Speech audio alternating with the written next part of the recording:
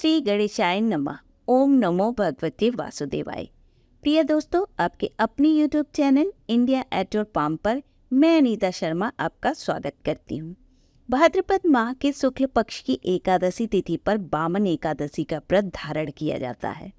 इस विशेष एकादशी तिथि को परिवर्तनी एकादशी, पार्श्व एकादशी, पद्मा एकादशी, जल झूलनी एकादशी आदि नामों से भी जाना जाता है।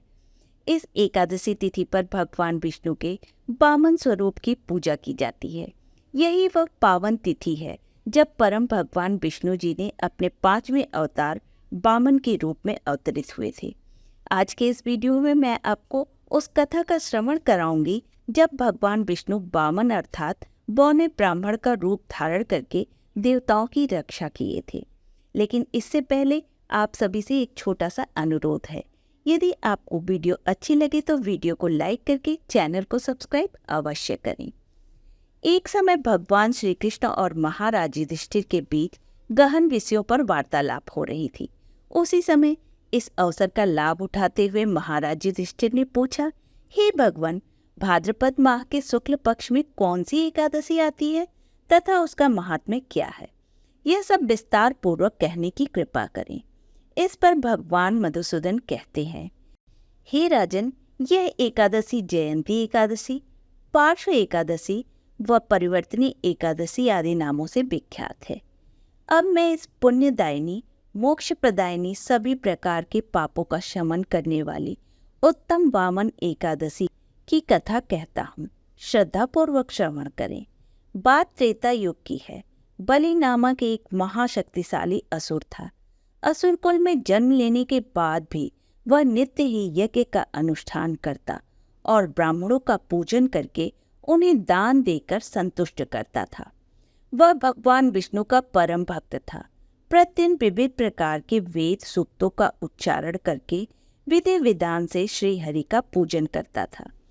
लेकिन इंद्रदेव से पूर्ववत द्वेष के कारण उसने इंद्र सहित सभी देवताओं को पराजित करके स्वर्ग पर अपना आधिपत्य स्थापित कर लिया था।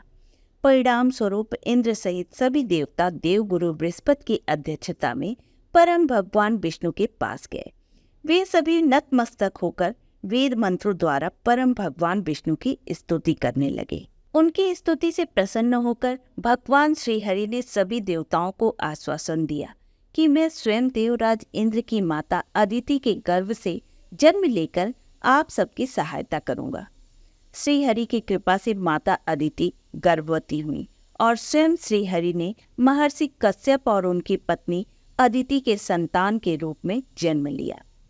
इतनी वार्ता सुनकर महाराज युधिष्ठिर हाथ जोड़कर बोले, हे जनार्दन, आपके मुख से अनेकों कथानक श्रवण कर मुझे यह भान हो गया है कि आप ही परम भगवान विष्णु हैं।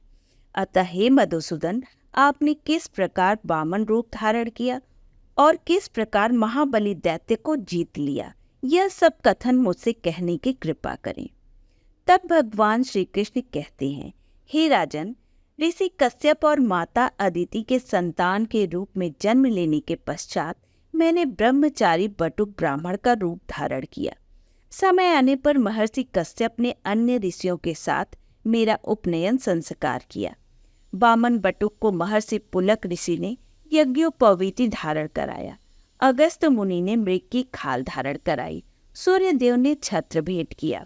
भृगु जी ने खड़ाऊ, देवी सरस्वती ने रुद्राक्ष की माला तथा कुबेर जी ने भिक्षा का पात्र भेंट किया। इस प्रकार बटुक ब्राह्मण के स्वरूप में मैं स्वयं महाबली दैत्य के पास गया और उससे भिक्षा में 3 पग भूमि की याचना करने लगा। संपूर्ण स्वर्ग और पृथ्वी लोक पर राज्य करने वाले बलि ने इसे तुच्छ याचना समझकर मुझे 3 पग भूमि भिक्षा में देने का संकल्प दे दिया।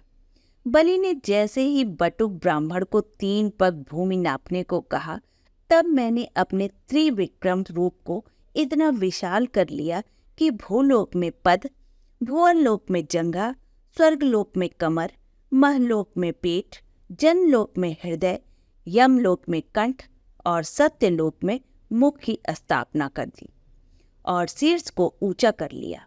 इस प्रकार मैंने अपने दोनों पग में संपूर्ण सृष्टि को नाप लिया और राजा बलि से पूछा, हे राजन, अब मैं अपना तीसरा पग कहाँ रखूं? यह सुनकर राजा बलि ने विनम्रता पूर्वक अपना शीश झुकाकर बोला, हे प्रभु, आप अपना तीसरा पग मेरे शीश पर रख लें। तब मैंने अपना तीसरा पग उसके शीश पर रखकर दबा दिया और इस प्रकार देवताओं के हित के लिए मैंने अपने उस असुर भक्त को पाताल लोक पहुंचा दिया।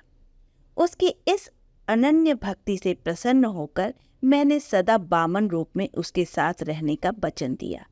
तभी से मेरा एक स्वरूप शेष नाग की सैया पर विराजमान होता है और एक स्वरूप असुर बलि के साथ रहता है। कथा का समापन करते हुए भगवान श्री कृष्ण कहते हैं, हे युधिष्ठिर, जो प्राणी कमल नयन भगवान का कमल पुष्प से पूजन करते हैं वे अवश्य भगवान के समीप जाते हैं। जो मनुष्य इस एकादशी पर मेरी पूजन करता है उससे तीनों लोग पूज्य होते हैं। इस दिन सामर्थ्य के अनुसार तांबा, चांदी, चावल और दही का दान करके रात्रि जागरण करते हुए श्री हरि की स्तुति करनी चाहिए। जो भी प्राणी इस पाप नाशक कथा का श्रवण करता है उसको 1000 अश्वमेघ यज्ञ का फल प्राप्त होता है। यह थी वामन एकादशी व्रत की कथा। तो प्रेम से बोलिए लक्ष्मी नारायण की जय, एकादशी माता की जय। ऐसी ही धार्मिक कथाओं का श्रवण करने के लिए और व्रत त्योहार की तिथि आदि की जानकारी के लिए चैनल को सब्सक्राइब अवश्य करें। धन्यवाद।